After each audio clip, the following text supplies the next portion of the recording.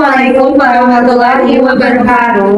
Kami dari kelompok 7 ingin mempresentasikan hasil diskusi kami terkait poster mekanisme aksi fentanyl secara molekul.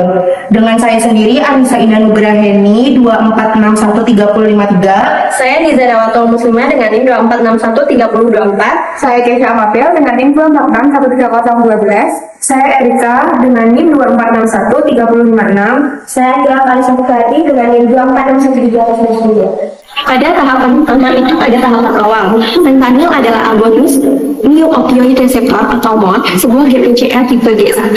Reseptor ini tersebar di berbagai aspek penting sistem saraf, dimulai dari sumsum tulang belakang pada donor hole, batang otak yang mengatur pusat napas, aqueductal gray atau PAG, talamus dan korteks hingga terminal saraf perifer. Karena sifatnya yang lipofilik, fentanyl dengan cepat menembus membran neuron dan berdekatan dengan MOR. Ikatan ini memicu perubahan konformasi pada domain transmembran 3, 5, dan 6, membuat MOR berubah menjadi sangat aktif. Aktivitas awal inilah terjadinya transduksi sinyal. Yang kedua ada mekanisme fentanyl melalui GPCR tipe GI. Yang pertama ada MOR akan aktif berinteraksi dengan G-protein.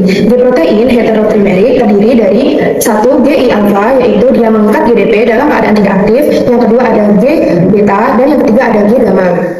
Pada kondisi basal, ketiganya akan membentuk satu kompleks GI alpha, GDP, beta gamma. Ketika fentanyl mengaktifkan MOR, MOR akan bertindak sebagai GRF.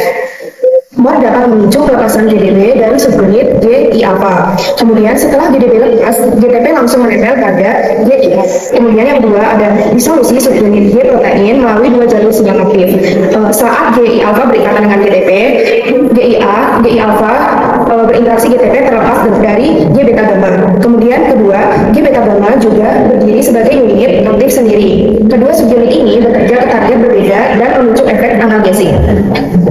Selanjutnya yang ketiga yaitu ada transduksi sinyal molekuler atau downstream, atau efek downstream itu dibagi menjadi dua, yaitu ada GI alpha dan G beta gamma. Pada GI alpha dia itu berfungsi sebagai penghambat adenyl siklase, yaitu dapat menurunkan CHAM dan PKA. Hal ini dapat mengurangi fosforilasi protein presinaptik dan dapat menghambat pelepasan neurotransmitter nyeri seperti glutamat, terus ada substan B, dan yang terakhir itu ada CGRP.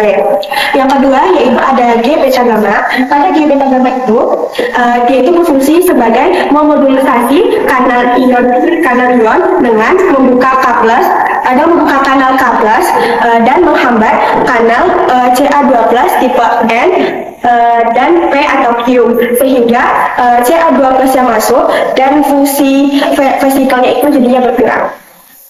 Yang keempat, ada efek fentanyl pada tingkat jaringan. Setelah fentanyl menghambat pelepasan dari neurotransmitter pada tingkat sel, efek yang terlihat itu pada jaringan saraf yang mengatur tentang nyeri. Nah, yang pertama pada sumsum tulang belakang, fentanyl menghambat pelepasan glutamat dan substansi P.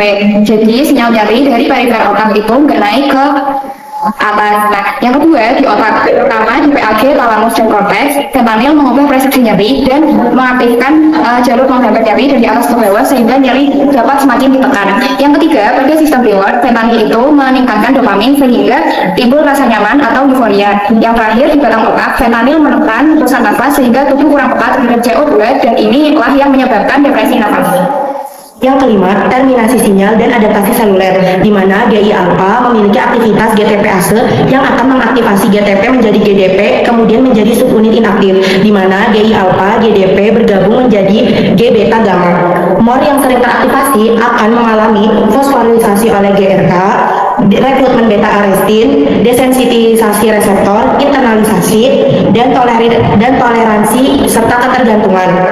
Fentanyl cenderung mengaktifasi jalur beta arestin karena lebih beresiko menyebabkan depresi nafas dibandingkan opioid lain. Yang keenam, efek klinis atau hasil akhir. Pertama, efek terapeutik, yaitu analgesia tinggi, sedasi, dan efek nyaman ringan. Kedua, efek samping, ada depresi napas, hipotensi ringan, kekakuan dinding dada, toleransi dan ketergantungan, serta bradikardi. Sekian dari kami, kurang lebihnya mohon maaf.